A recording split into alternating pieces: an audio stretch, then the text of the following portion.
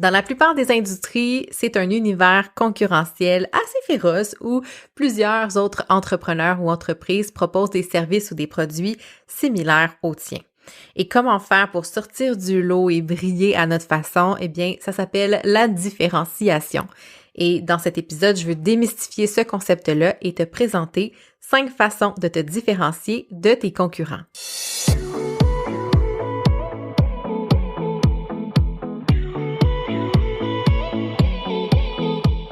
180 degrés, c'est l'amplitude de notre champ visuel lorsqu'on regarde vers l'avant. Mon nom est Mélanie Allé, je suis stratège en marketing web et fondatrice de Synapse Marketing. 180 degrés est un podcast pour t'aider à prendre de la hauteur dans ton entreprise. En solo ou avec un invité, je t'y partage des réflexions entrepreneuriales, des conseils marketing ainsi que mes meilleurs outils pour créer une entreprise au service de ta vie rêvée. Bienvenue sur le podcast 180 degrés. Salut à toi, j'espère que tu vas bien. Bienvenue dans ce nouvel épisode de 180 degrés. Aujourd'hui, j'ai envie de te parler d'un concept marketing et j'ai envie en fait de le simplifier et de te donner des pistes concrètes, des façons de voir la différenciation en marketing, comment se différencier de ses concurrents, comment être perçu différemment, sortir du lot, bref, il y a plein de synonymes. En marketing, on parle de la différenciation et il existe plusieurs façons de le faire, notamment, tu l'auras compris, quand on est un solopreneur, quand on est un professionnel, un prestataire de service, bref, une entreprise où on est le visage de son entreprise.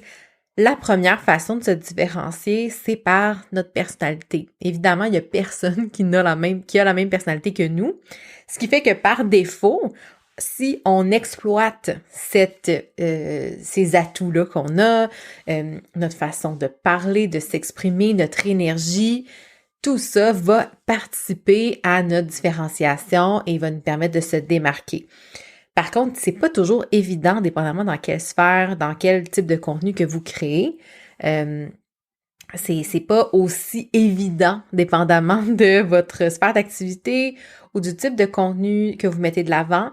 Si vous êtes vraiment un visage actif de l'entreprise, par exemple, si vous faites des vidéos, si vous vous mettez en scène, en stories, etc., ben c'est sûr que vous allez finir par pouvoir infuser de votre personnalité, du moins c'est ce que je vous encourage à faire, évidemment. Ça va être votre personnalité qui va être mise de l'avant. Mais il existe d'autres façons plus traditionnelles de se différencier qui sont en fait des variables en fait qui vont faire en sorte que dans un marché donné, donc dans votre environnement concurrentiel, comment vous allez pouvoir être perçu par rapport à vos concurrents. Et tout ça va mener justement, et se fait dans le cadre d'une réflexion sur votre positionnement, mais comprendre vraiment de quelle façon on peut se différencier. Je trouve que c'est un beau point de départ pour nourrir votre stratégie, à savoir, OK, comment je vais être perçu par rapport aux autres professionnels, aux autres entrepreneurs qui offrent des services similaires à soi, finalement. Donc, c'est vraiment une combinaison, là, ce que je veux que vous compreniez, c'est une combinaison entre le design de vos produits, de vos services, votre positionnement, le prix, il y a plein de données qui doivent être alignées de sorte à ce que votre positionnement soit cohérent et bien compris, bien perçu. C'est quand même un travail de réflexion, évidemment, mais je vais faire en sorte que ce soit très simple dans cet épisode aujourd'hui. Donc, la première façon de se différencier, la plus de base, c'est le prix. OK, donc, quand on se distingue par le prix, souvent ça vient avec un prix plus bas, évidemment, donc être l'offre la moins chère, c'est une façon de se différencier. Il y a beaucoup de chaînes qui vont exploiter ça. J'ai juste à penser à des chaînes d'épicerie comme Maxi qui vont clairement vouloir se différencier par le prix, même en affirmant dans leur slogan qu'ils sont le panier le moins cher. En Europe, il y a Lidl qui a le même genre de différenciation par le prix. Donc, c'est une façon de faire. Évidemment, quand on est dans le service, et surtout le service où on est solopreneur, donc on n'a pas une équipe, je trouve ça touché d'aller dans cette sphère-là.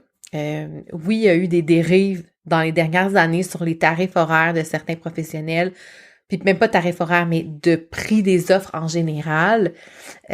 On tend à revenir, je pense, à des données, pas des données, mais des bases de référence qui font plus de sens au niveau du prix des offres sur le marché de services, finalement. Donc, ça peut être, je mets un bémol sur la différenciation par le prix, surtout lorsqu'on est dans du service individuel personnalisé. Je vois pas l'intérêt de le faire. Par contre, si vous êtes dans le produit ou des infoproduits, par exemple, peut-être ça peut être des e-books, des programmes en ligne, des formations, ça peut être une stratégie. Je dis pas que ça doit être ça, vraiment pas. Ça dépend vraiment de votre vision, de votre positionnement puis du reste de votre stratégie. Mais c'est une façon de se différencier lorsqu'on est l'offre la moins chère. C'est clair qu'on sort du lot. C'est clair que dans l'esprit des gens, on est différent et on se démarque. La deuxième façon, c'est par votre produit. Donc, si vous vendez, là, je vais mettre produits, je vais inclure les produits physiques là-dedans, mais aussi les infoproduits, comme les formations, les e-books, les choses comme ça, mais aussi, par exemple, si vous vendez des chandelles, des bracelets, etc., peu importe le produit, eh bien, on se différencie par le produit, donc que ce soit la qualité, le design, la conception, on pense juste à tout ce qui est les produits d'Apple, ben ils se différencient beaucoup, beaucoup par le design de produit, par la façon dont est réfléchi. Ce sont des beaux objets, donc les gens qui ont une valeur de l'esthétique très élevée, pour qui l'esthétique des objets qui les entourent est très importante, c'est clair qu'ils vont se démarquer puis ils vont aller courtiser ces gens-là. Ça peut être vraiment aussi par rapport à oui, il y a l'aspect visible, mais je veux aussi que vous compreniez que ça fait référence à la conception, au design, si on veut, mais la façon de l'utiliser, je veux dire, le design lié à l'utilisation. Donc ça fait une grande partie là, de ce qu'on peut faire en sorte pour que notre entreprise se démarque des autres. Donc, tu sais, parfois, c'est de dire, OK, ben parmi toutes les entreprises qui vendent des chandelles, des bougies, pourquoi tu préfères celle-là ou en quoi elle se démarque? Tu sais, c'est souvent même une question qu'ils vont poser. Je sais pas si vous regardez dans l'œil du dragon ou en anglais Dragon's Den, c'est souvent une question qu'ils vont poser quand les entrepreneurs arrivent avec des produits qui qui sont sur des marchés qui sont très saturés, là, où il y a beaucoup de concurrence, où c'est des produits qu'on connaît depuis longtemps, il y a beaucoup de joueurs, ben là, souvent, ça va être, OK, mais c'est quoi l'élément de différenciation? Qu'est-ce qui va faire que ton produit va se démarquer puis va vraiment marquer l'esprit parce que c'est ça l'objectif. Donc ça, c'est vraiment un point super important au niveau de la différenciation. Et il y a la même chose au niveau, donc en troisième, là, c'est la différenciation par le service. Donc, évidemment, tout le service qui est autour du produit. Tu sais, si je reprends l'exemple de Apple avec les téléphones, avec les ordinateurs et tout ça, oui, le design est super intéressant au niveau du produit physique, mais il se différencie aussi par le service dans leur stratégie. Je sais pas si ça existe encore parce que ça fait longtemps que je suis pas allée. Ben oui, ça existe encore. Mais les fameux Genius Bar, ils ont été les premiers à instaurer ce concept-là de j'achète un produit physique et j'obtiens aussi le support gratuitement au niveau du service. Donc, à partir du moment où vous achetez un appareil Apple, vous pouvez aller dans un Apple Store, dans le magasin et vous prenez un rendez-vous en fait en ligne et vous vous rendez au magasin et les gens vont vous aider et c'est gratuit, c'est inclus. Donc comment se différencier? Ben justement, il y a la qualité de conception, le design, mais en plus, il y a un support au produit. Donc si vous achetez n'importe quelle autre marque d'ordinateur PC par exemple, ben si vous voulez avoir un service, il va falloir le payer. Ou il va falloir trouver un réparateur ou quelqu'un qui va vous supporter à utiliser votre ordinateur. Tu sais, ça va être un frais en plus. Il n'y a personne au magasin qui va dire, ben oui, revenez nous voir si vous n'êtes pas capable de faire marcher votre logiciel. On va vous l'expliquer. Tu sais, ça n'existe pas ailleurs que chez Apple, du moins à ma connaissance. Ou écrivez-moi si jamais je me trompe. Peut-être que Samsung aussi a fait ce pas-là. Au niveau de l'évolution de leurs produits puis leur stratégie. Donc ça, c'est une façon de se différencier par le service. Il y a aussi, par exemple, Amazon, hein, qui se différencie dans le sens qu'eux promettent une livraison extrêmement rapide et c'est ce qui fait leur gros point de différenciation. Donc, comment nous, en tant que solopreneurs, on peut faire pour s'inspirer de ça? Comment on peut se différencier? Moi, ce que j'espère mettre de plus en plus de l'avant, ce que je veux mettre de l'avant plutôt, c'est le fait que dans mon approche de stratège marketing, je veux rallier la technologie avec la stratégie. Donc, je ne veux plus que les entrepreneurs se ralentissent faute de connaissances technologiques. Donc, ça fait partie de mon approche qui va être très accompagnée main dans la main dans cette voie-là de changement et d'apprendre finalement aux entrepreneurs à utiliser les outils techno pour freiner ça, cette peur de la techno, puis pas nécessairement une peur, mais plutôt de dire « Ah, ben tu sais, je sais pas comment ça marche, fait que je le ferai pas ». Donc, d'avoir un service un peu de soutien technique là, dans mes accompagnements. Donc, c'est quelque chose que je veux aussi mettre davantage de l'avant et je pense que c'est un point de différenciation qui est intéressant et aussi qui pourrait être important pour le développement de mon entreprise. Donc ça, c'est mon exemple à moi.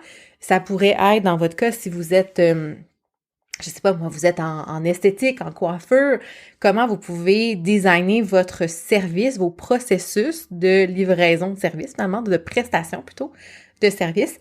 Comment vous pouvez faire en sorte de vous démarquer par différentes étapes à travers lesquelles vos clients vont passer. Donc, la différenciation, c'est de se dire, bon, qu'est-ce que les autres font et qu'est-ce que moi, je peux faire différent? Tu sais, des fois, on pense toujours à plus, ajouter des étapes, ajouter des éléments.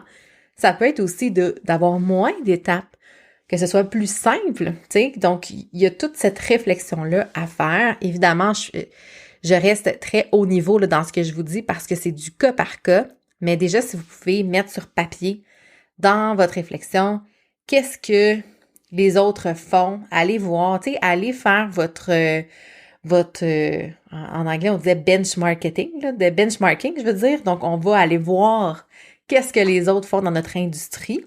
On va aller un peu prendre le pouls, espionner, mais tu sais, je veux dire, on rentre pas dans les entreprises, là, on regarde sur Internet, puis les informations que vous avez à votre disposition. Quelles sont les étapes, quelles sont la façon de livrer le service? Puis là, c'est de se dire, OK, comment moi, je veux faire différent? Comment je peux surtout faire différent? Qu'est-ce que j'ai envie de faire et quelles sont les autres étapes? Un autre positionnement, donc le 4e, c'est la différenciation par sophistication qu'on appelle. Donc ça, c'est tout ce qui a trait au positionnement haut de gamme, OK? Donc, ça, on l'a vu énormément dans le coaching d'affaires, dans même le coaching dans le monde un peu plus spirituel, si jamais vous avez vu, il y a de ça. Là. Donc, il y a vraiment des gens qui vont se positionner puis mettre de l'avant, vouloir se différencier par quelque chose de luxueux. On le voit aussi dans le produit, hein, si on pense à des marques de luxe, que ce soit dans la mode, des produits, donc tu sais, il y a les voitures de luxe, les montres, les Rolex, les stylos Montblanc par exemple. Donc ça, c'est tous des produits où la différenciation se fait par le caractère haut de gamme des produits. On peut le faire aussi au niveau des services. Donc, vraiment d'offrir un service premium. Donc, par exemple, une photographe peut se démarquer, peut se différencier par cette stratégie-là en disant, ben moi, dans mes forfaits, j'inclus une journée de magasinage, après ça, une maquilleuse professionnelle, la coiffure, tu sais, puis d'ajouter des services, mais de façon, avec un souci de sophistication, pardon, dans la prestation de service et une qualité aussi très haut de gamme au niveau du rendu final, donc des photos finalement, du produit final. Donc ça, c'est une façon de se différencier. Donc ça veut dire que dans l'esprit des gens, quand on fait cette stratégie-là de différenciation, c'est qu'on est reconnu pour ça. Ah oui, c'est ça, c'est des montres haut de gamme. Tu sais, si tu veux t'acheter une montre chère, de qualité, pour flasher, là, on va se le dire, ben, on va penser à Rolex, par exemple. On va penser à d'autres marques, tu sais, Yves Saint-Laurent et compagnie. Là, tu sais, ça va faire partie de leur stratégie et c'est ce qu'ils vont mettre de l'avant. Donc, vraiment, ce sont des 4 façons de faire. Dépendamment de votre stratégie globale, évidemment, vous allez sélectionner des différentes. Et comme je le disais aussi avant de rentrer dans ces 4 façons de se différencier, la meilleure différenciation aussi, c'est de se mettre de l'avant soi-même. Donc, votre personnalité, tout ce qui a trait à votre branding personnel, votre marque personnelle, parce que dès qu'on est en ligne, on devient un peu une marque en quelque sorte dans notre façon de vendre nos services, d'être en ligne. C'est super important de s'assurer que peu importe la stratégie de différenciation qu'on va choisir, il faut s'assurer de l'aligner avec tous les autres leviers finalement de notre marque. Et ça se planifie, ça se réfléchit et il faut vraiment passer par un processus dans lequel on va aller étudier en profondeur son marché, ses clients, poser des questions, aller regarder aussi, comme je disais, le benchmarking, c'est vraiment d'aller voir comment se comportent les autres joueurs de son industrie, quel genre d'offres ils vont faire, quel genre de messages ils vont propager, sur quels axes de communication ils vont travailler. Puis ça, c'est super important de comprendre son marché. Puis il y a beaucoup d'entrepreneurs que je vois que j'ai l'impression qu'ils ont comme des œillères, tu sais, ils vont bâtir leurs offres, bâtir leur stratégie en faisant fi de tout ce qui se passe. Mais malheureusement, on peut pas faire ça, tu sais, en marketing, parce qu'on n'est pas seul. Les gens, ils sont bombardés de messages publicitaires, d'offres, de pubs, sur les applications, de réseaux sociaux qu'on va voir. Tu sais, il y a plein de...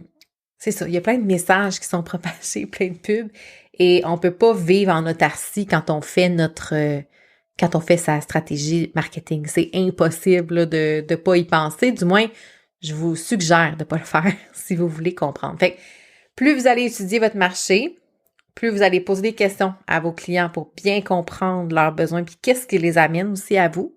Parce que des fois, on a une perception X alors que la réalité est tout autre. Ça, c'est super important. Poser des questions. Soyez curieux, curieuse de pourquoi les gens viennent vers vous, qu'est-ce qui les appelle en premier, puis vous pouvez travailler à partir de ça ou modifier ce positionnement-là, ou pas ce positionnement, mais c'est vos communications finalement, puis le design de vos services et produits pour faire en sorte de réajuster, dans le fond, tout ça dans votre stratégie. Donc, c'est une réflexion de fond. Je comprends que c'est pas quelque chose que vous pouvez appliquer ABCD puis ça va être réglé, évidemment. Hein? C'est plus complexe que ça, le marketing en général. Mais j'espère que de comprendre comment vous pouvez vous différencier et de surtout comprendre c'est quoi la différenciation. Hein? Des fois, on entend toutes sortes de termes marketing qui semblent tellement plus complexes, mais au final, c'est de quelle façon vous voulez vous différencier de vos concurrents. Et traditionnellement, il y a environ 4 façons de le faire et c'est ce que je vous ai présenté dans cet épisode. Et j'espère que ça vous aide à réfléchir à comment vous voulez vous différencier, de quelle façon vous voulez être perçu. Et je serais très curieuse que vous me partagiez votre réflexion à ce sujet. D'ailleurs, ma boîte courriel est toujours ouverte à vous, à vos messages. Ça me fait toujours plaisir de vous lire. Sinon, sur Instagram, sur Facebook, vous savez où me trouver. Les liens seront dans les notes de l'épisode. Et je te dis à la semaine prochaine pour un autre épisode de 180 degrés. Bye tout le monde!